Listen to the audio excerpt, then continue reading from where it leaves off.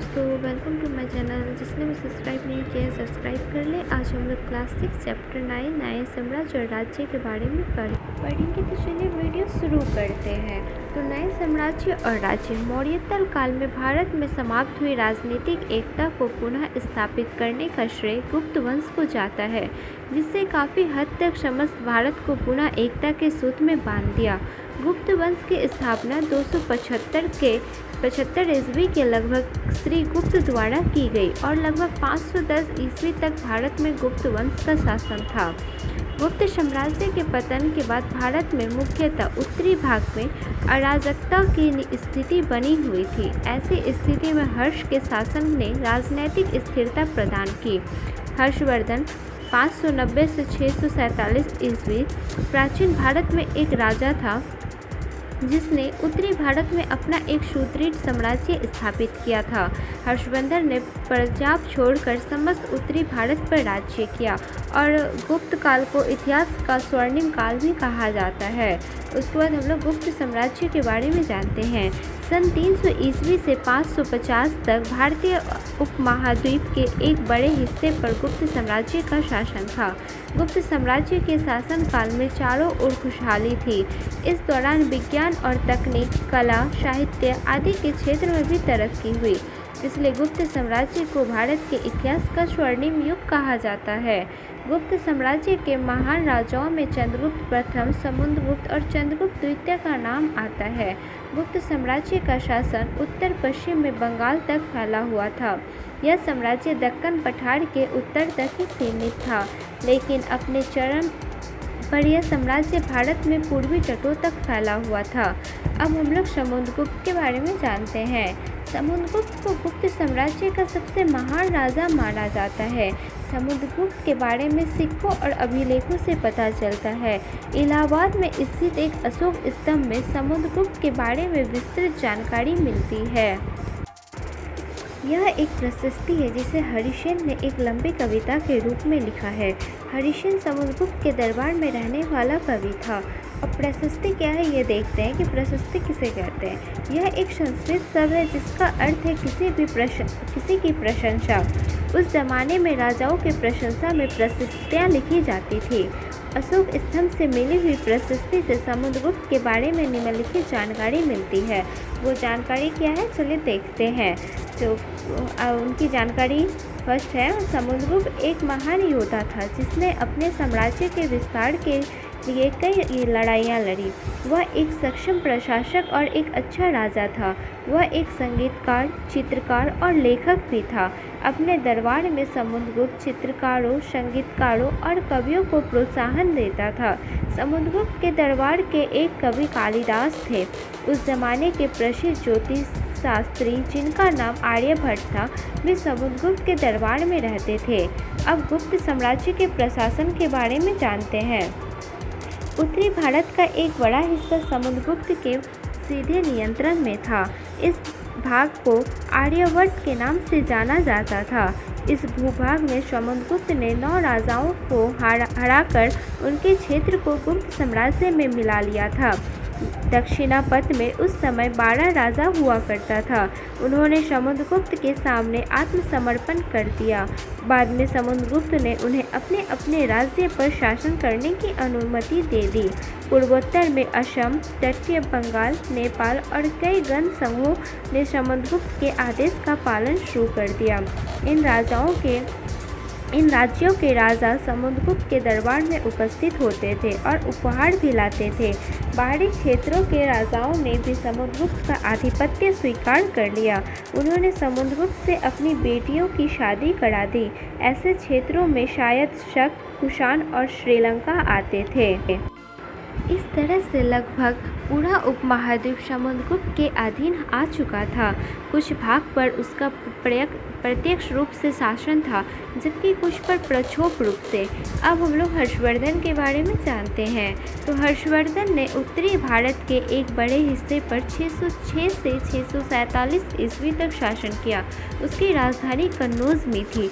उसके दरबार के कवि वानभट्ट ने उसकी जीवनी उसकी जीवनी लिखी थी जिसका नाम हर्षचरित है। इस जीवनी से हर्षवर्धन के बारे में ढेर सारी जानकारियाँ मिलती है। स्वयं भी हर्षवर्धन के दरबार में रहा था। स्वयं के विवरणों से भी हमें कई जानकारियाँ मिलती है। अब हम लोग पल्लव वंश के बारे में जानते हैं। तो दूसरी और 9वीं शताब्दी के बीच दक्षिण भारत के एक बड़े हिस्से पर पल्लव राजवंश का शासन था। पल्लवों की राजधानी कांचीपुरम में थी। पल्लवों का क्षेत्र कावेरी डेल्टा तक फैला हुआ था। उसके बाद हम लोग चालुक्य के बारे में जानते हैं। तो 6वीं से 12वीं सदी के मध्य और दक्षिण भारत के एक बड़े हिस्से पर चालुक्य राजवंश का शासन था।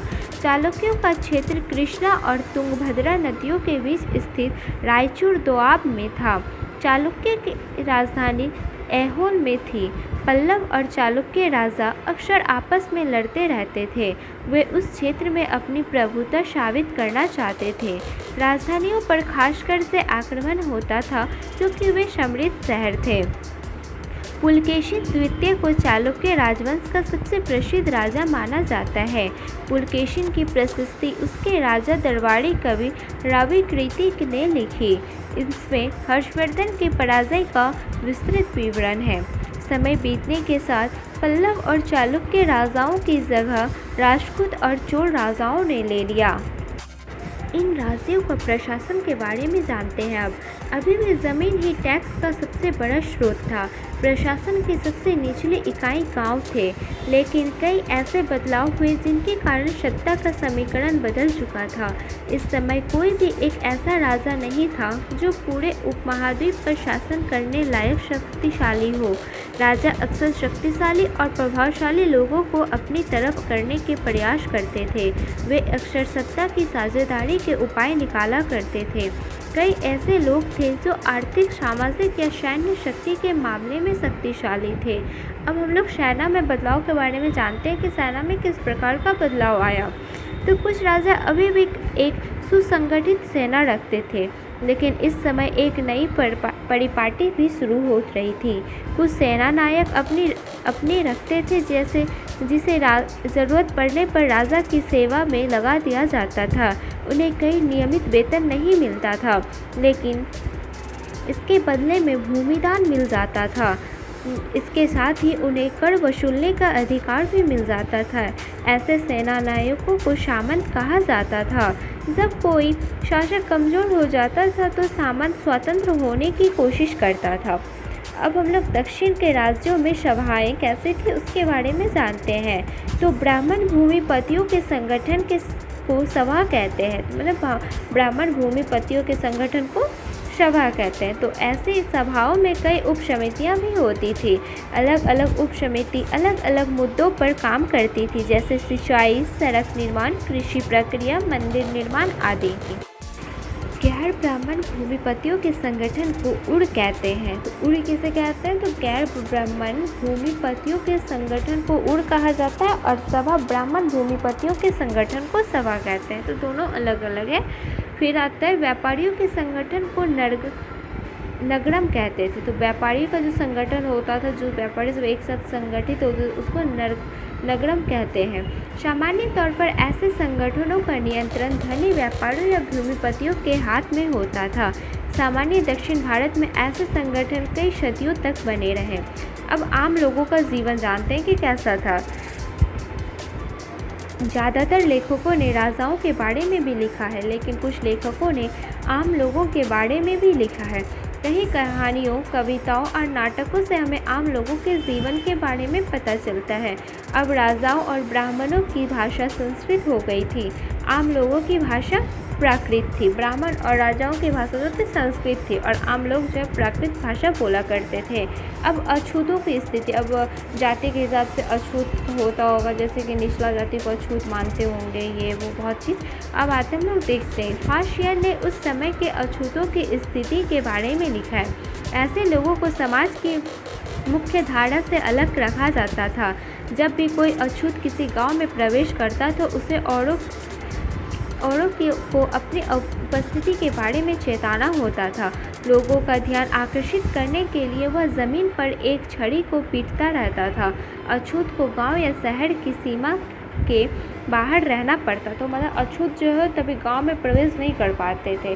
तो ये सब तभी का अछूत का स्थिति था। उसके बाद हम लोग कुछ यहाँ पे 2 टाइम टेबल है उसको देख लेते हैं कि क्या था उस समय। तो गुप्त वंश की शुरुआत हुई थी 1700 साल पहले और हर्षवर्धन का शासन 1400 साल पहले हुआ था। तो अगर आप सबों को मेरा नोट्स अच्छा लगा हो तो लाइक शेयर और कमेंट ज़रूर करें और चैनल को सब्सक्राइब करना ना भूलें और बेल आइकन को भी प्रेस कर दें।